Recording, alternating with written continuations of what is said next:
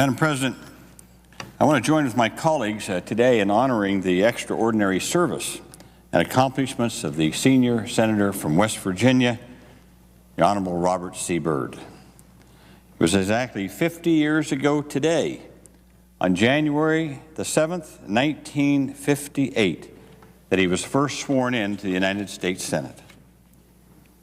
Senator Byrd is the longest-serving senator in United States history, and he truly is a living legend in this institution that he loves so dearly and defends so fiercely. The Almanac of American Politics says, and I quote, that Robert Byrd may come closer to the kind of senator the Founding Fathers had in mind than any other, end quote. That was Senator Tom Harkin, Democrat from Iowa, on the Senate floor, January 7th, 2009. And here's Senator Harkin again, a year later, June 30th, 2010, 2 days after Senator Robert Byrd died. No individual has had greater reverence for the Constitution and for our founders' vision of an assertive, independent legislative branch. As the Almanac of American Politics says in its profile of Senator Byrd, and I quote, "He may come closer to the kind of senator the Founding Fathers had in mind than any other," end quote. Two clips of Senator Tom Harkin talking about Senator Robert Byrd, both using the same quote from the Almanac of American Politics. So, this podcast is about Robert Byrd, right? Nope. Okay, then it's about Tom Harkin? Try again. How about this podcast is about the publication that Tom Harkin quoted twice when he talked about Robert Byrd? Yes, you're right. This podcast is about the Almanac of American Politics. For more than 50 years, the Almanac of American Politics has been the gold standard of accessible, nonpartisan information on the U.S. political system. It comes out every 2 years. And now, political junkies everywhere can rejoice because the 2-year wait is finally over. The new 2026 edition is here. And that inspires this episode of C-SPAN's Extreme Mortman. We preview the new Almanac. We play clips of 5 big moments in Congress that influence stories told in the Almanac, both the new one and past editions. And then we talk about those clips with a very special guest, a true political junkie. He's chief author of the 2026 Almanac, Lou Jacobson. What are those 5 big moments in Congress seen and heard on C-SPAN reported in the Almanac? And what does Lou Jacobson say about each of them? Find out in this episode of C-SPAN's podcast, Extreme Mortman. Lou Jacobson is chief author of the 2026 edition of the Almanac of American Politics. It's hardly his first one. Lou was senior author of the 2024, 2022, 2020, 2018, and 2016 editions of the Almanac. And he was principal contributing writer for the 2004 edition and a contributing writer for the 2000 edition. You also see Lou's reporting in PolitiFact, where he's chief correspondent, and he's a regular contributor on state politics to Sabato's Crystal Ball. Since 2002, Lou Jacobson has handicapped political races, including Congress, governor, state legislature, other state offices, and electoral college. Lou has also served as deputy editor of Roll Call, and earlier, Lou spent more than a decade as a reporter covering Congress, politics, and lobbying for National Journal. Yes, indeed. Now that's a true political junkie. Please welcome to the podcast, Lou Jacobson. Thank you, Howard. All right. Okay, 5 big stories from the Almanac of American Politics based on clips seen and heard on C-SPAN. We start on January 24th, 2019, the floor of the U.S. Senate. Here's Democrat from Colorado, Michael Bennet. Madam President, I seldom, as you know, rise on this floor to contradict somebody on the other side. I've worked very hard over the years to work in a bipartisan way with the presiding officer, with my Republican colleagues, but these crocodile tears that the senator from Texas is crying for first responders are too hard for me to take. They're too hard for me to take. Because when the senator from Texas shut this government down in 2013, my state was flooded. It was underwater. People were killed. People's houses were destroyed. Their small businesses were ruined forever. And because of the senator from Texas, this government was shut down for politics. Then he surfed to a second place finish in the Iowa caucuses. But we're of no help to the first responders, to the teachers, to the students whose schools were closed, with a federal government that was shut down because of the junior senator from Texas. Now, it's his business, not my business, why he supports a president who wants to erect a medieval barrier on the border of Texas, who wants to use eminent domain to build that wall, who wants to declare an unconstitutional emergency to build that wall. That's the business of the senator from Texas. Okay, Lou Jacobson of the Almanac of American Politics. Tell us about that clip. So Senator Bennett has often sought support across the aisle, and he's decried the breakdown of political discourse and compromise. But at the time he rose to speak, in the clip he just played, he gave a passionate and apparently impromptu speech that basically launched him as a presidential candidate. When Texas Republican Senator Ted Cruz, a hardline conservative, sought to blame Democrats for prolonging federal employee furloughs during a standoff over government funding, Senator Bennett brought up a prior government shutdown from 2013 that was driven by Cruz's effort to defund the Affordable Care Act. Senator Bennett is more thought of as a mild-mannered senator, but in this speech he raised his voice, sometimes to a yell, as you heard. And once it was done, his campaign bought Facebook ads highlighting the speech, and portions became the most viewed C-SPAN video ever posted to Twitter. Some 2,000 calls to Bennett's office in the 24 hours after the speech basically crashed his office phone system.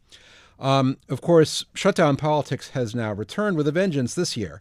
At this time, we're taping this on the 28th of October, and the shutdown is still going on with certainly no end in sight at this point.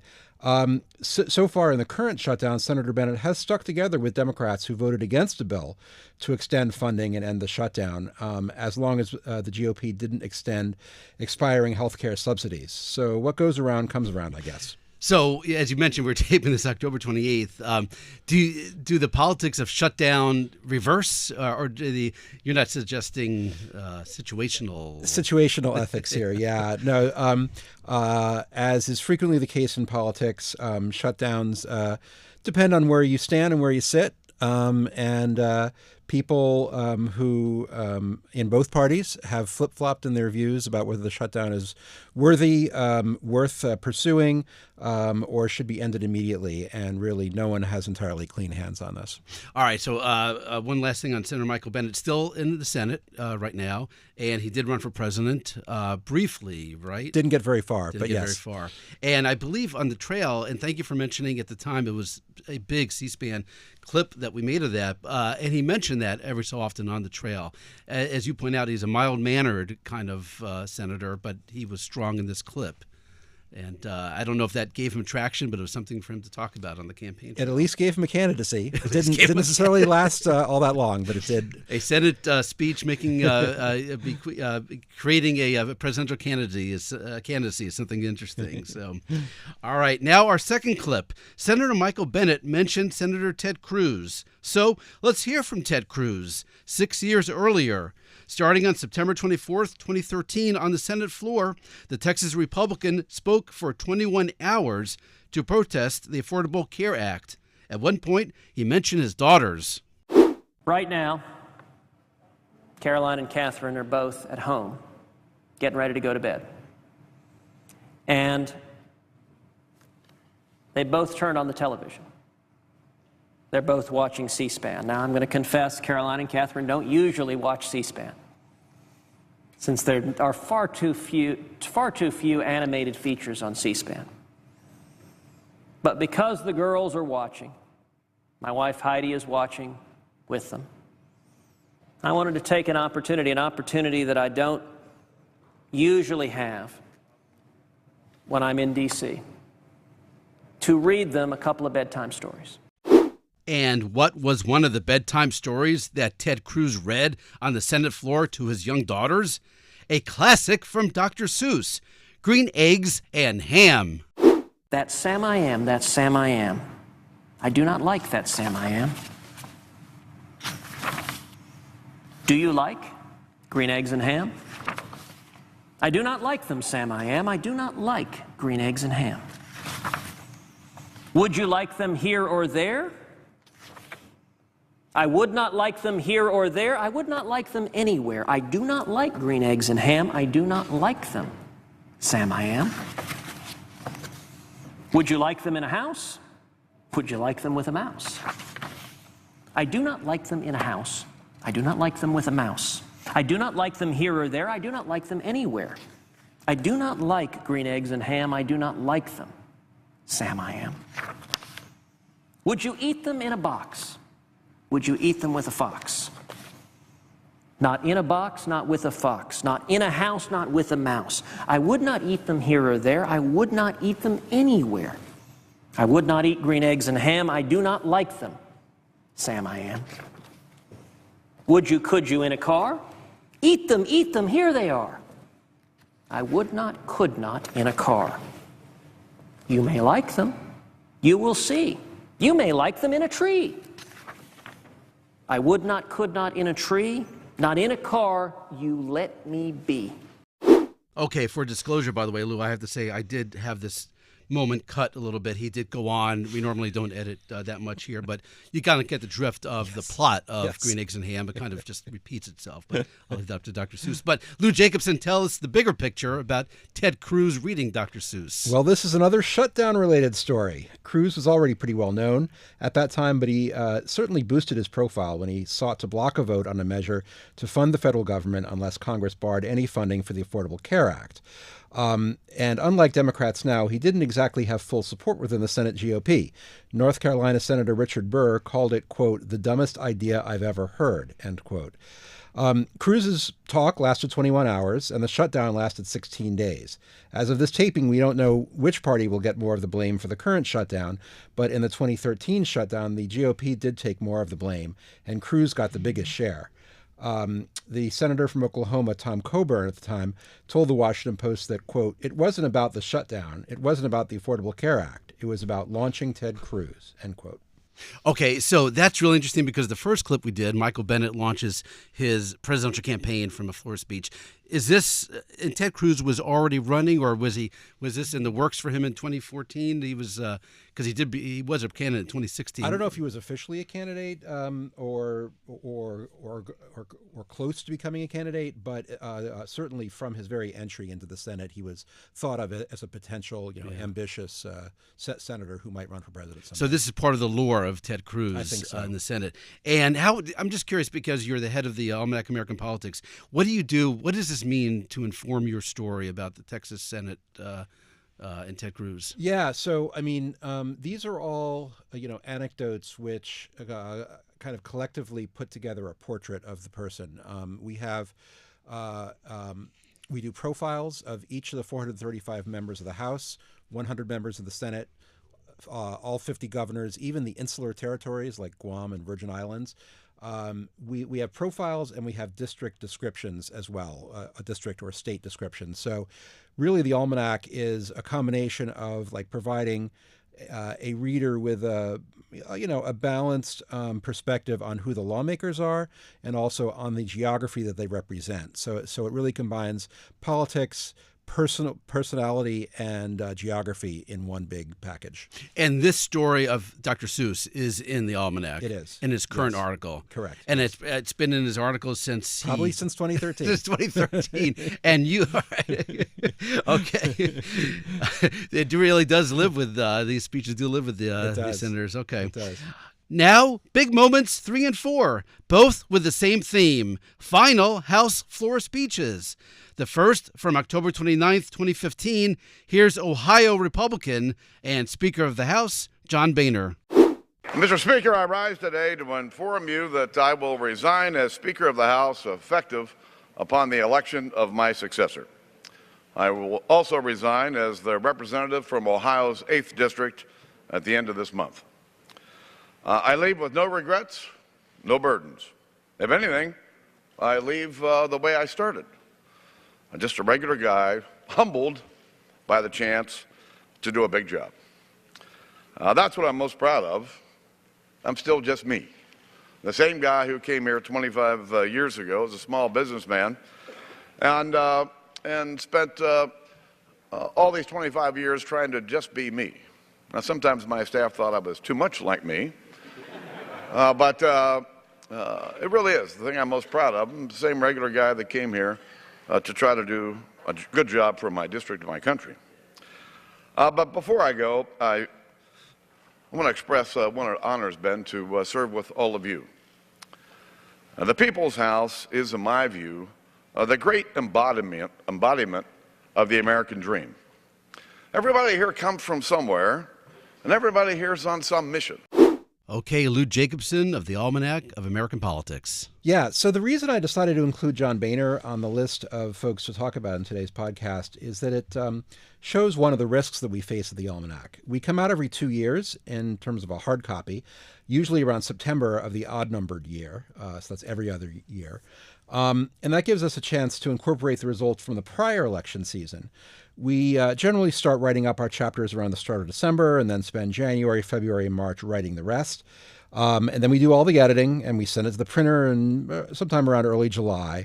So basically, that's the last point at which we can add any major developments. If they come after that, they can't be in the book because it just takes time to get the book to the printer and get all the printing stuff worked out. So for the current book, we were making changes up to the very last moment. It so happened that in around the time we were closing the book, President Trump's One Big Beautiful Bill was getting its final votes in both chambers, and we wanted to include that. But also the wrangling over that bill drove two different pragmatic Republicans to say they would step down after this term, Senator Tom Tillis of North Carolina and Congressman Don Bacon of Nebraska. We were able to get those in really under the wire, but there was no way to know with John Boehner in 2015 that John Boehner was going to step down as Speaker. So we chose to just keep going with the book, and we were stuck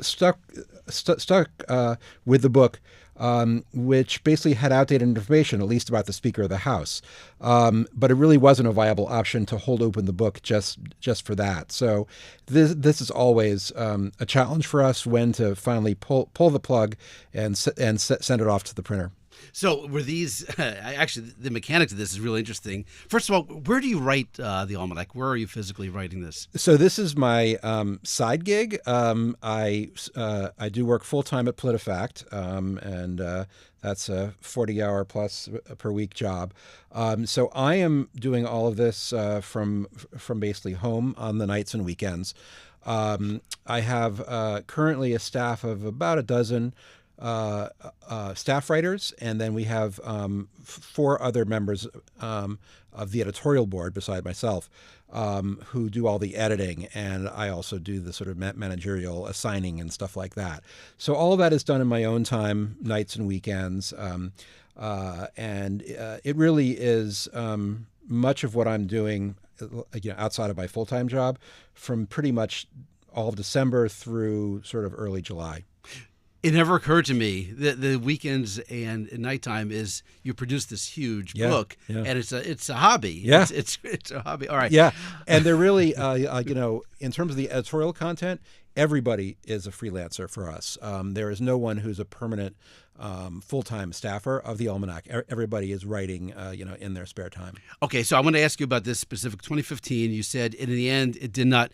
In the end, I guess that edition had the wrong speaker's name. I mean, it had John Boehner's face. It had him listed in the congressional leadership list as still being speaker. It didn't say anywhere in his profile that he was resigning. So, we were kind of stuck with him. That's the only time that has happened. I think. I think all the other times we've been able to sort of accommodate, even when there's been a late vote, days and days they went with Speaker McCarthy, getting him elected. That at least fell in the time where we were putting everything together, and so we could accommodate that. Last question on this. You said you as a group had to decide what you just said to not include this. were those deliberations lengthy? Were they fast? Did everybody quickly agree? Yeah, I mean, it was pretty much my colleague Rich Cohen, who is the chief editor, and he was my predecessor for the previous 5 editions, basically kind of made the sort of snap decision not to call back the book from the printer to try to accommodate this. Where is it printed? That's a good question. I think it's somewhere in the Midwest, but I don't know the details. It's my C-SPAN training to ask a question like that.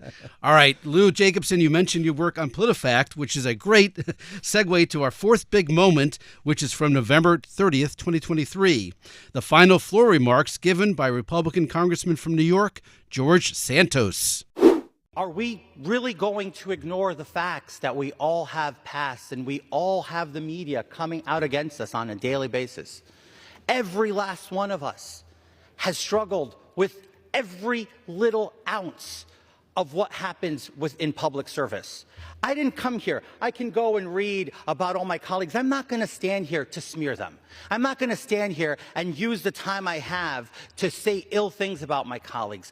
I refuse to stoop to that level. Well, the only thing I want to make clear is, if tomorrow, when this vote is on the floor, it is in the conscience of all of my colleagues that they believe that this is the correct thing to do, so be it. Take the vote. I'm at peace. I have accepted that whether I get expelled or I don't, I have accepted that I cannot control that faith, Mr. Speaker. I have done the best I can to serve in this body and to deliver the best I can in my campaign promises to vote as a conservative voice in this body. I stand by that. All right, Lou Jacobson, walk us through that clip from George Santos. George Santos, who, by the way, was recently pardoned by the president. He was pretty unique as a person to profile for the Almanac, and that task fell to my colleague Rich Cohen, who tends to do most of the freshman profiles, and George Santos was a freshman when we wrote him up. Because you couldn't trust a single thing about his background. He made everything up. We basically had to tell people to take everything we wrote in his profile with a grain of salt. Fortunately, the news about his falsehoods, about his own background, started coming to light as we were putting the book together. So it's not like we just sort of, blindly put stuff in about his background and then later, after the book was published, it came out. We were able to work in the doubts about his own background, but it's very unusual because usually we sort of, take the biographical facts and their story, pretty much on faith, but that was definitely not justified in the case of George Santos. All right, you're an editor, and you've been an editor for a long time. Do you cringe? Speak to fellow editors here. Like, how do you manage somebody who, and it's not me saying he lies, I mean, that's the record. Yeah. How do you do that when you want to present factual information? I mean, obviously, double, triple check everything. This is easier in terms of my PolitiFact work. When you start talking about what somebody did in school as a youngster or whatever, it gets much more difficult to basically prove or disprove anything.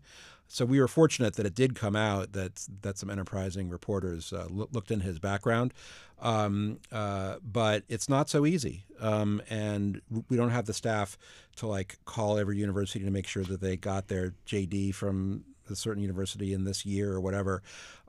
Most of the biographical stuff we have to take on faith, and that was definitely not something we could afford to do with Santos. So in the case of George Santos, you're relying on the local reporting versus the official biography. Yeah. Okay. Yeah. Talk to me a little bit more about the Almanac of American Politics. Where do you buy it? So we like to have folks buy it from our website directly, and that is thealmanacofamericanpolitics.com. And you can just click in there and purchase it there. And I'm going to imagine this is a great gift for the holiday season. Yes, it is. For that for that political junkie in your life, really, you can't go better than this. And when I say holiday season, I'm of course referring to Valentine's Day. Not sure that would fly too well with your Valentine. Okay, well, it depends what kind of family you are. By the way, if you're Jewish, can you buy 8 copies for the 8 nights of Hanukkah? Absolutely, yes, please do. There are real political junkies, and you probably face this, who are so attached to the Almanac of American Politics, they have on their shelves old copies, and they boast about the oldest copies they have on the shelves. Is that phenomenon you're familiar with? That's definitely phenomenal. I could attest first person here because it took me a couple years, but I now have a complete set going back to 1972. Takes up 3 shelves that are literally sagging from the weight of these books.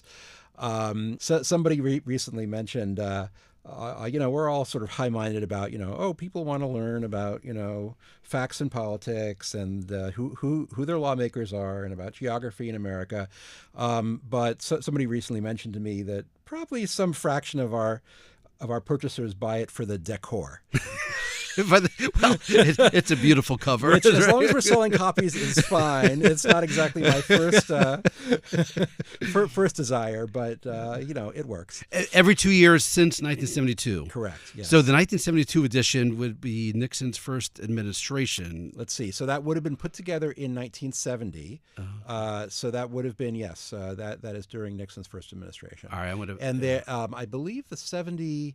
Let's see, the 74 edition may have been the first one to have Joe Biden, and he was in almost every one because he won election in 72.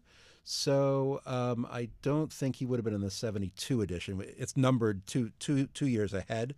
So I think he was in the 1974 edition, and he was in almost every one, either as a senator, as a vice president, or a president up until the current year. All right, this is probably the most amazing political trivia I've ever heard in my life. So if you ever want to go to a bar or someplace fun where they want to discuss the Almanac of American Politics, you say, which politician has been mentioned in the most number of consecutive issues? Yeah. And the answer is Joe Biden. Probably Joe Biden. That's fantastic. Yeah. All right. I like to think of this. There's this concept of the ship of Theseus in the Greek, I guess, mythology, and it's about this boat where it starts off and the boat lasts for a long time, and sort of piece by piece, the wood falls apart and it gets replaced. And so over time, you have this boat that is, completely different wood than it was at the beginning.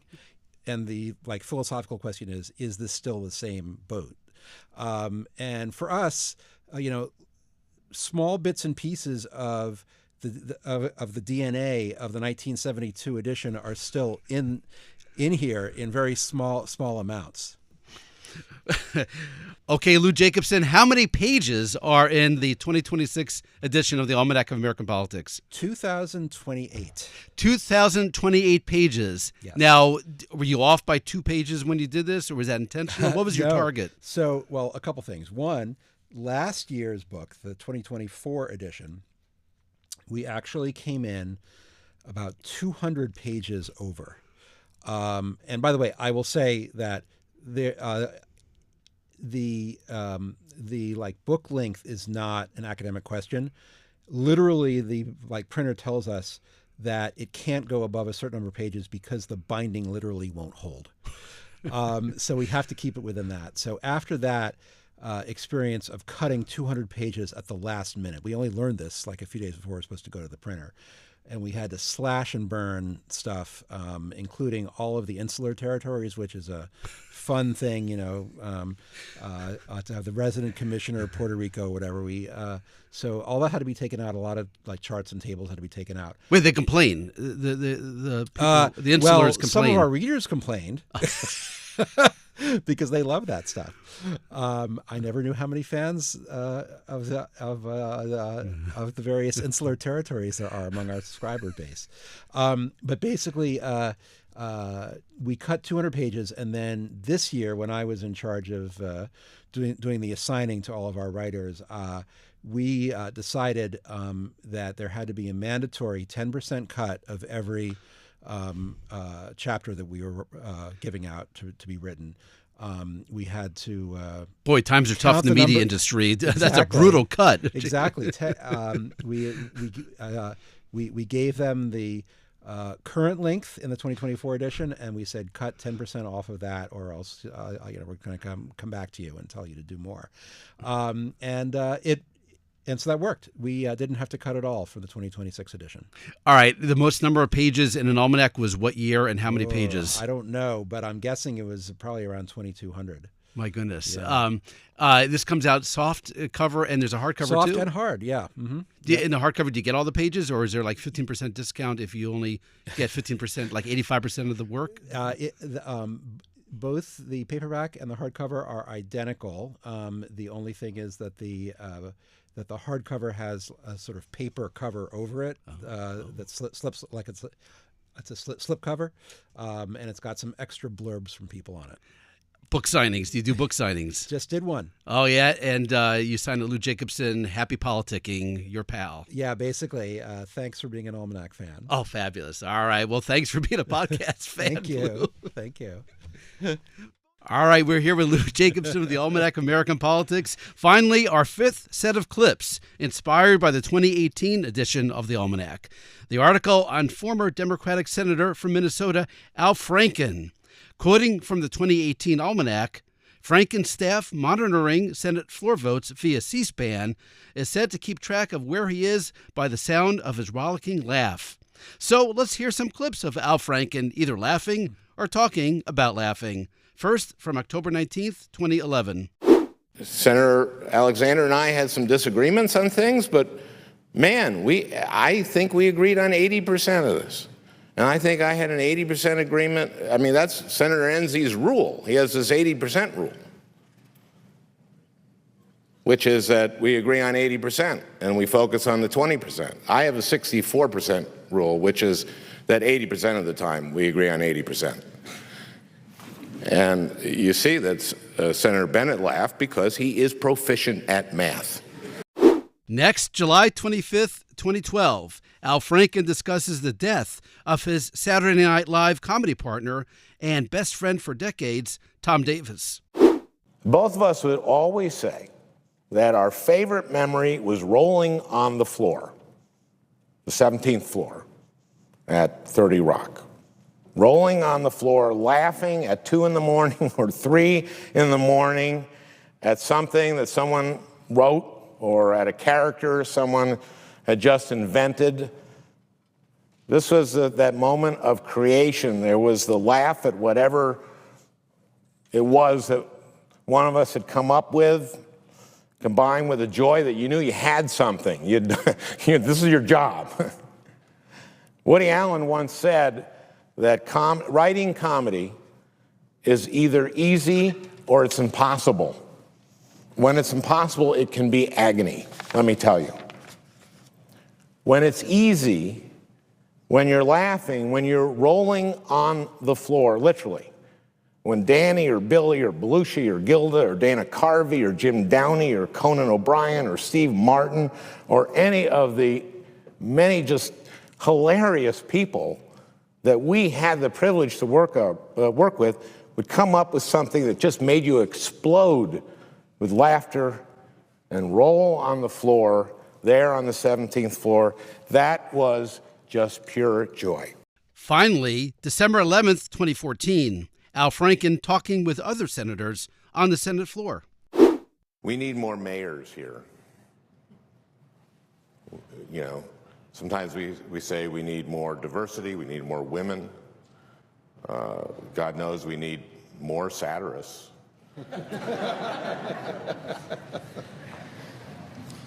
But mayors, wow. And having that mayor's perspective, Cory Booker, looking a little smug right now about being a mayor, having that mayor's perspective is really useful. Mike Enzi, a mayor.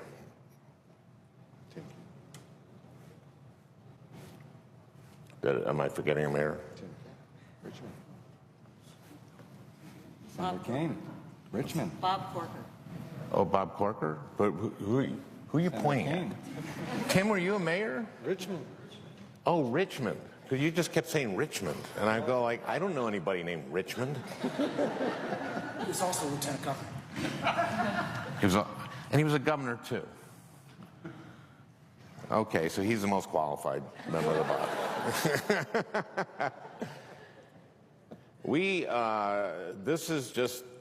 This is what it's like when we're together. being a senator, a lot of people ask me, is being a senator as much fun as working on Saturday Night Live? And the answer, of course, is no. It's not close. But it's the best job I've ever had. Okay, Lou Jacobson, I picked those clips because you talk about in the Almanac his laughter. And we could talk about those clips in Al Franken, or we can go bigger and talk about comedy and politics. And is there comedy and politics? Yeah, let's go big. Let's go big. All right. So Al Franken, a trained comedy writer, and that's few and far between, I guess, from your bios. But are things funny, and can they be funny in Washington? Not really. I think there's been a decrease in the ability of politicians to laugh at themselves over the years. I think back to something that happened in 2011 when the Oregon State Legislature, in a bipartisan way, spent months inserting words into their speeches in order to do a Rickroll, that song by Rick Astley.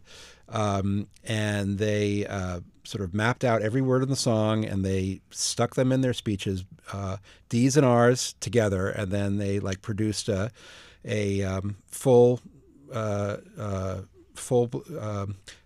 playing of the song based on those speeches. That is something that I really can't imagine happening today. People in politics are so polarized, very self-serious, and I don't think they can sort of think of themselves laughing about themselves, or are worried about the consequences if they do go against their party in a humorous way. There's a bit of this that still does hang on. I'm a past president of the Washington Press Club Foundation, which puts on the Congressional Dinner. I know you've gone frequently. And they do have kind of roast-like speeches by members of both parties in both chambers. We are still able to do that, and they're definitely much better when they have professional joke writers putting them together. We've seen some fairly lame ones, but there have also been some good ones. But that is one of the rare, I would say, examples where politics and humor today kind of coexist. Even in the for a different dinner, the White House Correspondents' Dinner, they stopped getting comedian for a couple years. I guess they've gone back to it, but it's just not the same. I always thought, when I used to go to that dinner, that the funniest parts were when the president did a self-deprecating speech. Obama was great at that. Trump has never gone as a speaker during his presidency, and it's just hard to imagine a president now in these political times actually doing that, especially in a self-deprecating way. Lou, you mentioned that dinner, the congressional dinner, and I'm thinking that is really the only place where the White House Correspondents' Dinner has the trained comedian, has the president, probably with trained joke writers. Mm-hmm. But the dinner you're describing, the congressional dinner, is the only place where it's just the members of Congress, raw, probably written by their staff, the jokes, or themselves. Yeah. And you're right. Some are unfunny, some are very funny, but at least they're trying. Yes. Okay. Yeah, and I think that there is still a little bit of this going on in the state capitals. I know I once participated in 2017, it's called Skits in Tallahassee, where the members of the press corps make fun of the politicians. It's like a charity event. And I think there are other states where that happens, often involving journalists making fun of the politicians. Sometimes the politicians, getting involved in that. But in Washington, the stakes are so high. It's just hard to see that happening too much going forward. Okay, we're going to play a bonus clip in a moment, but first I want to turn the tables. Is there anything in the Almanac of American Politics that is funny? Not a lot. I think I did mention occasionally campaign ads can be funny, and there was an ad that I mentioned in one of the House profiles. Eugene Vindman, who's a freshman Democrat from Virginia, his opponent There's a New York Times article that came out during the campaign about he had used in some of his social media posts or his photographs family members, quote unquote, who actually weren't his family. They were like friends. And so I think it was actually an outside group. It was not Vindman himself, but it was laugh out loud funny, making fun of the candidate who had done this with, like, he like comes back from work, comes to the front door, and his family is like all like paperboard posters of people sitting around the dinner table. Hi, family, that sort of thing. Rarely do you see ads that funny, but it does occasionally happen. All right. And now a bonus clip. In this podcast with Lou Jacobson, we've heard two members of Congress give their final floor remarks. Now let's hear a member of Congress give his first floor remarks. And it just happened. On May 21st, 2025, Virginia Democratic Congressman Jerry Connolly died. The winner of the special election to replace him, James Walkinshaw. He was Jerry Connolly's longtime political aide and chief of staff. On September 10th, 2025, Congressman James Walkinshaw was sworn in immediately after he gave his first floor speech. I'm also honored to follow in the footsteps of my dear friend and mentor, Congressman Jerry Connolly, a singular figure in Virginia and in this body who showed us what principled leadership looks like. His legacy will guide me every day. With that gratitude, Mr. Speaker, comes responsibility to speak honestly about the challenges my community faces. In Virginia, we are on the leading edge of President Trump's economy. In my district, everyone knows someone who has lost their job due to the agenda coming from the White House and too often from this chamber. If we do not change course, what is true in Northern Virginia today will soon be true in every district in this nation. Families everywhere will know someone who has lost their job because of the DOGE cuts, the tariffs, the budget bill, or our failure to address the rising costs on everything from groceries to rent to prescription drugs. But this week, Mr. Speaker, the people of Virginia sent a clear message. They want pragmatic solutions. They want a government that works for everyone. They want us to tackle the high cost of living, housing, and health care, to confront climate change, to honor the public servants, our federal employees who keep our government running. All right, Lou Jacobson. So we decided to run this clip because it suggests something that we're doing going forward, which is new. As I said before, the Almanac comes out in book form only once every 2 years. For the past 5 decades, since it started with the 72 edition, the only way to update the information was to wait for the new book to come out in 2 years. So someone who won a special election, such as Congressman Walkinshaw, wouldn't be basically part of the book until after they won their second election, after they won a full term. And that was not all that helpful for people who need all the information about all the members of Congress. So that is changing just in the past couple of weeks. And it all began with his profile, which we've posted to Substack. We just launched a Substack for the Almanac. And whenever a new member wins a special election, we'll post their profile, as we did with his. And as we've done with Congresswoman Grijalva, who is still waiting to be sworn in, but we have done her profile anyway, and we say that she's waiting to be sworn in. And then even bigger for us is the redistricting going on, as lots of folks who are listening, I'm sure, have heard about, starting with Texas, likely continuing in California if the voters approve the proposition, and basically 9-10 other states are considering this, including some pretty large ones like North Carolina. So basically, if it weren't for the Substack, we basically would have an election with a book that had 100 districts or so, potentially, different than what we had. Now we're able to do that pretty much in real time. My colleague Rich Cohen is taking the lead on writing all these updated district descriptions, including things like what the what the presidential vote breakdown was under the old lines versus the new lines, what cities are in and what cities are out, how it changed in the redistricting process. So we are now sharing these about one a day. It's going to take us a couple weeks just to get through Texas. Then we have California next, which is even longer.